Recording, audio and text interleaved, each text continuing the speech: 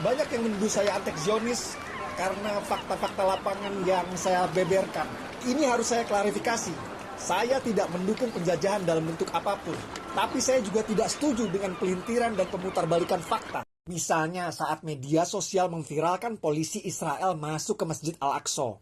Fakta yang disembunyikan adalah polisi masuk ke masjid itu karena perusuh sengaja lari ke dalam masjid dan melempari polisi dari dalam masjid.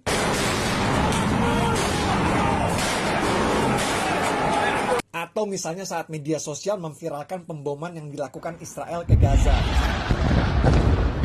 Fakta yang disembunyikan adalah itu akibat Hamas duluan menembakkan rudal-rudal seharian penuh ke Israel. Padahal Al-Quran Surat Al-Maidah ayat 8 mengajarkan, jangan karena benci membuat kamu berlaku tidak adil.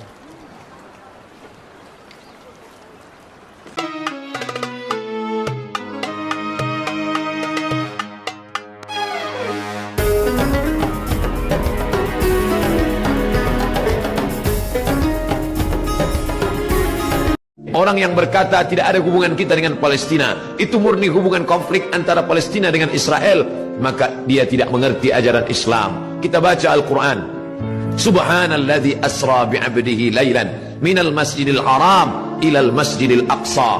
Kalau orang mengatakan itu Palestina tidak ada hubungan agama, maka Masjidil Aqsa terletak di Palestina. Nabi Musa hijrah ke Palestina, Nabi Isa lahir besar di Palestina, dan Muhammad SAW Isra Mi'raj ke Palestina, barulah naik ke Sidratul Muntaha. Maka hubungan kita bukan sebagai hubungan kemanusiaan, tapi hubungan yang lebih kuat. Asyhadu an la ilaha illallah wa asyhadu anna Muhammadan Rasulullah. Andai kau bukan seorang muslim, andai tak percaya kepada Muhammad, untuk menyaksikan kebiadaban Israel, cukuplah sebagai manusia. Tak perlu menjadi seorang muslim untuk kasihan kepada Palestina. Cukup menjadi manusia yang berakal sehat, maka sudah cukup untuk membela Palestina. Ingin tanya Ustaz, kenapa Israel tidak dibinasakan seperti kaum yang sudah binasa? Iya juga. Saya berjumpa dengan Syekh Abdus Sattar. Siapa namanya? Abdus Sattar. Syekh Abdus Sattar belajar di Makkah. Nama guru Syekh Abdus Sattar namanya Abdul Karim Al-Maqdisi. Siapa namanya? Abdul Karim Al-Maqdisi. Syekh Abdul Karim Al-Maqdisi menangis di depan Syekh Abdus Sattar, bercerita tentang tentara Israel di kampungnya Palestina mengambil pisau bayonet, mengumpulkan perempuan-perempuan hamil, lalu mereka tebak-tebakan, ini laki-laki apa perempuan? Laki-laki apa perempuan? Laki-laki apa perempuan? Laki-laki apa perempuan? Ditusukkannya, dirobeknya perut umat Islam itu di depan orang Israel. Kenapa tidak dibinasakan Allah dia? Kenapa tidak dimatikan Allah? Menangis Syekh Abdul Karim Al-Maqdisi bercerita kepada Syekh Abdul Sattar. Syekh Abdul Sattar menceritakan itu berlinang air mata. Aku sekarang menceritakan itu kepada kalian dengan berlinang air mata. Kenapa tidak dibinasakan Allah SWT? Kaum Ad mati, hancur. Kaum Samud mati. Kaum Madian mati. Kenapa yang terlaknat ini masih hidup? Pertanyaan ini pernah kutanyakan kepada guruku di Al-Azhar, Syekh Muhammad Jibril. Syekh Muhammad Jibril, kenapa Allah tak binasakan Palestina? Kenapa Allah tak binasakan Israel di Palestina? Apa kata Syekh Muhammad Jibril? Kalau Allah membinasakan Israel, lalu kau masuk surga pakai apa? Allah biarkan mereka hidup supaya kau berjihad di jalan Allah. Tapi bukan berarti selesai acara ini kau beli tiket ke Palestina. Belajar engkau serius sampai doktor, sampai profesor, lalu dengan uangmu, dengan hartamu, dengan ilmumu, kau akan menolong saudaramu di Palestina. Berjuang engkau jadi anggota legislatif sampai DPR RI. Bayangkan kalau kalian yang menjadi anggota dewan, kalian bisa mendukung pemerintah untuk menolong permasalahan Palestina. Bisa kalian menerima, bisa memberikan bantuan. Betul?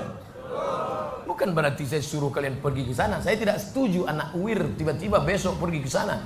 2 hari setelah itu keluar koran New York Times, 3 anak UIR pingsan karena tak makan lontong sayur. Orang berpikir heran, apa yang mereka kejar ke Palestina? Andai ada orang ingin merebut Irak, masuk akal. Merebut Irak karena banyak sumur-sumur minyak. Andai ada mau ekspansi ke Kuwait, masuk akal. Karena sumur minyak di Kuwait banyak. Kenapa kembali ke Palestina? Ada apa? Tanah yang tandus, tanah yang kering kerontang. Mereka ingin membuat sebuah negara dengan keyakinan akan turun Mesias, sang juru selamat yang dijanjikan oleh Tuhan, dengan syarat orang-orang Yahudi mesti kembali ke negeri yang dijanjikan Tuhan. Yang kedua, Mesias sedang menunggu. Mesias melihat ke bawah. Kalau dia tengok di bawah masih banyak gurun pasir, dia tidak mau turun. Dia ingin melihat hijau. Kalau sudah dibentang karpet hijau, baru dia turun ke bawah. Maka yang dimaksud dengan hijau itu adalah ditanami tanaman-tanaman hijau, penghijauan yang luar biasa. Dan ketika Israel masuk ke Palestina, mereka ambil tanah itu, mereka hancurkan rumah orang Islam, mereka buat tembok panjang. Penjara terbesar dan terpanjang di dunia adalah Palestina. Mereka kurung orang Palestina. Mereka buat tembok beton yang tinggi, panjangnya 700 km lebih. Dari Pekanbaru kita lihat, Anda menuju Medan Sumatera Utara 600 km. Mereka membuat tembok tinggi 700 km. Bayangkan, umat Islam terisolir dan mereka tanami hijau-hijau. Makanya Allah berkuasa. Allah mau tunjukkan kuasa, lalu Allah buat tanaman hijau itu menyala. Dalam pokok yang hijau itu menyala beberapa bulan yang lalu. Heran orang, Allah mau menunjukkan kekuasaannya. Kalian tidak mau tolong Palestina, aku yang akan menolongnya. Tanaman yang hijau yang mereka tanam itu tiba-tiba terbakar. Tidak ada yang bisa mematikannya. Sampai-sampai reporter wartawan Amerika mengatakan, tidak ada yang bisa mematikan kebakaran ini kecuali Tuhan, karena Dia yang membakarnya. Mengerti keadaan kita zaman sekarang. Jangan sampai dikatakan Palestina bukan urusan kita. Ini kan masalah politik. Indonesia ya Indonesia, Palestina ya Palestina. Antum tidak mengerti masalah dunia. Palestina adalah masalah umat Islam. Subhanalladzi asra bi'abdihi. Maha suci Allah yang sudah memperjalankan hambanya minal masjidil haram, dari masjidil haram, ilal masjidil aqsa, masjidil aqsa, masjidil aqsa Palestina. Kita yang tertulis dalam kitab suci kita bahwa kita punya ikatan emosional, kenapa kita tidak yakin itu? Yahudi ajarannya dibuat-buat, ajarannya mitos, tapi mereka punya keyakinan yang luar biasa. Mereka rebut negeri itu, mereka kuasai, mereka hancurkan negeri musuh. Atas dasar apa? Keyakinan bahwa Mesias akan datang. Yang kelima, apa yang mereka lakukan untuk Palestina? Mereka meyakini ada Temple of King Solomon, tempel, kuil King Solomon, Raja Sulaiman.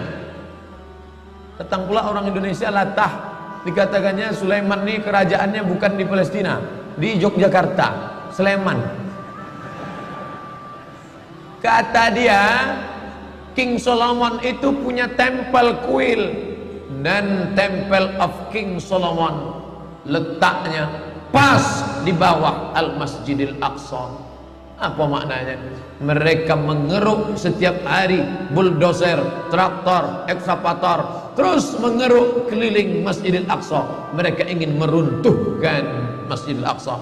Tulis Temple of King Solomon, enter, pilih image, tampak gambar replika. Inilah kerajaan Sulaiman yang ada di bawah Masjidil Aqsa. Akan mereka naikkan. Mereka sudah bangunkan rumah kecil replikanya, seperti orang Riau membuat rumah replika, rumah Melayu Kampar, rumah Melayu Siak, rumah Melayu Bengkalis. Di mana rumah itu? Di Purna MTQ. Anak-anak kita kalau mau tahu bagaimana rumah Melayu Kampar, bagaimana rumah Melayu Siak, bagaimana rumah Melayu Pelalawan, pergi ke sana. Sebagiannya ada, sebagian tak ada, entah kemana perginya. Tapi mereka membuatkan itu. Inilah dia replika kerajaan Temple of King Solomon. Artinya apa? Mereka ingin menghancurkan Al-Masjidil Aqsa berkeping, sampai akhirnya disitulah nanti kemarahan umat Islam. Entah marah entah tidak, melihat gayanya tak marah. Kalian hancur-hancurkanlah. Banyak lagi urusan kami sibuk dengan ini. Tapi akan ada hamba-hamba Allah. La tazulu fi ummati ta'ifatun min ummati. Akan tetap ada sekelompok umatku yang memperjuangkan agamaku, kata Allah Subhanahu wa ta'ala. Yang terakhir, yang kelima, akan turun Mesias. Kapan itu terjadi? Ketika terjadi perang besar. Sebetulnya dalam agama Islam sudah dituliskan yang dimaksud dengan Mesias itu siapa. Kata Imam Al-Hafiz Ibnu Hajar Al-Asqalani dalam Fathul Bari, yang dimaksud dengan yang dinanti-nanti mereka itu adalah Dajjal. Dajjal itulah sesungguhnya yang sedang mereka nanti. 70,000 Yahudi wara'ad Dajjal. Ada 70.000 Yahudi yang akan berada di belakang Dajjal ketika dia turun nanti. Makanya tiap hari, tiap petang kita berkata, Allahumma inni a'udzubika min adzabi jahannam wa min adzabil qabri wa min fitnatil mahya wal mamat wa min syarri fitnatil masihid Dajjal. Dajjal itulah yang sedang mereka tunggu. Dajjal itulah yang sedang mereka nanti-nantikan. Kita menantikan kedatangan, dia pun juga menantikan akan kedatangannya. Bedanya apa? Mereka meyakininya dengan semangat mereka luar biasa. Mereka bangkit. Umat Islam percaya. Padahal tiap hari dia katakan sebelum salam, Allahumma inni a'udzubika min adzabi jahannam wa min adzabil qabri wa min fitnatil mahya wal mamat wa min syarri fitnatil masihid dajjal. Tiap hari dikatakan, tiap hari diucapkan. Tapi dalam hati, betul tak Dajjal datang? Entah iya entah tidak. Mereka yakin Dajjal akan datang, tapi mereka katakan itulah pemimpin kami, itulah Tuhan kami, itu adalah jelmaan daripada Tuhan kami, itu yang ada yang menghancurkan dunia, dia akan menjadi panutan kami. Kita berkata itu musuh kami, tapi kita pun ragu entah musuh entah tidak. Oleh sebab itu kita minta ampun kepada Allah atas kurangnya iman kita. Subuh ini kita bangkitkan semangat kita, tapi yang datang kepada, kenapa Allah tidak menolong? Katanya Allah itu maha kuasa. Cukup dia teriakkan saja, malaikatnya satu berteriak, pecah gendang telinga orang Yahudi, mati. Cukup dia tiupkan angin sejuk, terhirup, mati. Kenapa tidak dia matikan saja Yahudi itu? Datang Syekh Muhammad Jibril, Syekh Dr. Muhammad Jibril, Syekh Profesor Dr. Muhammad Jibril, dosen tafsir Al-Azhar. Kami undang, mahasiswa Indonesia mengundang di waktu di Mesir dulu kuliah. Lalu saya tanya, Assalamualaikum Syekh. Ya, kaum Ad binasa, kaum Samud binasa, kaum Midian binasa, kaum Iram binasa, kaum Fir'aun binasa. Kenapa Allah tidak membinasakan Israel ini? Senyum Syekh Muhammad Jibril. Apa kata dia? Ya beni, anakku, seandainya Allah membinasakan Israel ini, lalu apa yang tersisa untukmu? Ditunjuknya saya. Seandainya Allah membinasakan Israel ini, lalu apa yang tersisa untukmu? Terdiam saya. Allah sengaja sisakan ini sebagai medan jihad kita menolong agama Allah.